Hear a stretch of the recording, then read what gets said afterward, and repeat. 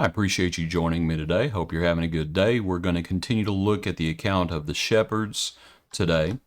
Our hymn is O Little Town of Bethlehem. O little town of Bethlehem, how still we see thee lie. Above thy deep and dreamless sleep, the silent stars go by.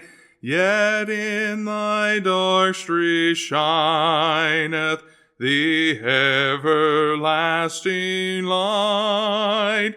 The hopes and fears of all the years are met in thee tonight.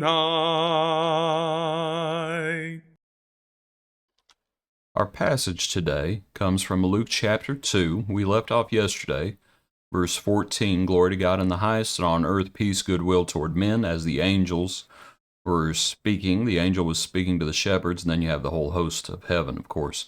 Verse 15, So it was, when the angels had gone away from them into heaven, that the shepherds said to one another, Let us now go to Bethlehem and see this thing that has come to pass, which the Lord has made known to us. And they came with haste, and found Mary and Joseph, and the babe lying in a manger. Now when they had seen him, they made widely known the saying which was told them concerning this child.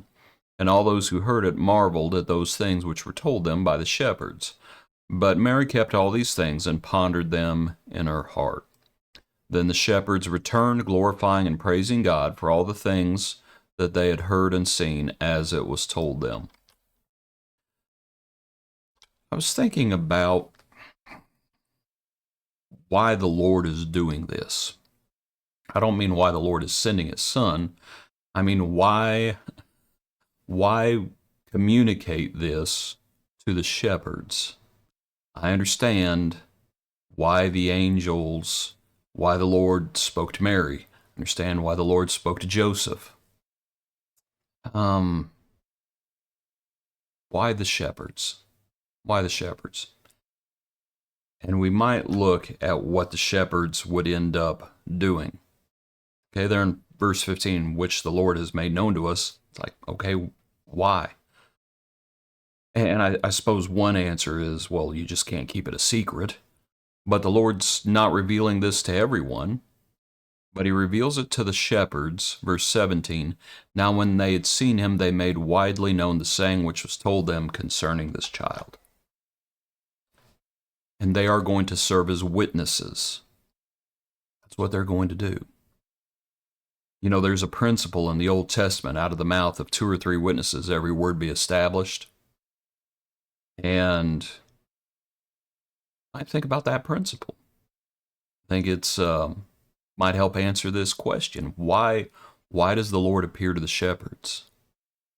There are going to be several witnesses concerning the birth, concerning Jesus. We might think about the shepherds. We're going to think about the wise men, Simeon, Anna, Joseph, Mary, Elizabeth, Zacharias. Okay, all of these, and there's probably others as well that we could mention. They're all going to serve as witnesses, testifying about what angels have said, what the Lord has revealed, the good tidings as it is. You share the good news, and that's what the wise men, that's what the shepherds here do. You share the good news. Back to our passage. They came with haste and found Mary and Joseph and the babe lying in a manger.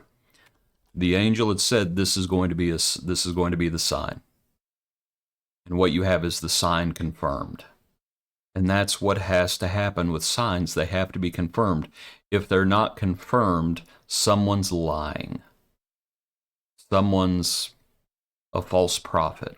That's the problem when people today, when so-called modern day prophets,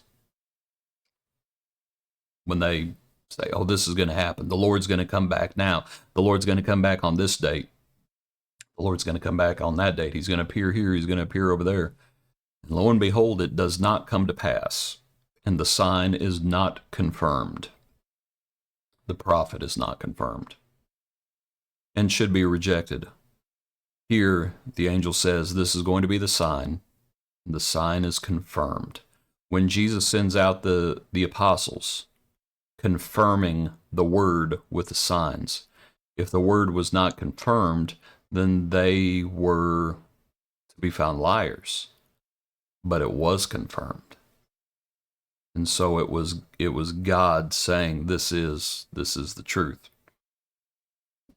Also, to look at the account. There in verse 19, but Mary kept all these things and pondered them in her heart. As the shepherds come and they find Mary and Joseph and the babe lying in a manger. I wonder if a part of all of this was not for assurance to Mary and Joseph. They got a lot on their plate, don't they? And they're away from home. They're in Bethlehem. Their child has been born. Her child has been born. Their child has been born. And all of a sudden there's a knock on the door. And the shepherds come in. And they want to come and see the baby. And then they make widely known the saying which was told them concerning this child. How do you feel about, just as you read that, do you think Mary and Joseph were comfortable with them, and I mean it doesn't say, making widely known the saying which was told them concerning this child? Like, oh, you know that poor couple over there? The poor couple over there? Right? With the babe lying in the manger? Yeah, that's the Messiah. That's the Christ. And they made it widely known. The witnesses. And the witnesses are starting to stack up. And people would choose for themselves whether to believe or not. They're in Bethlehem, where he's born. Appreciate you. Hope you have a good day. Join us tomorrow for another portion of our Daily Praise.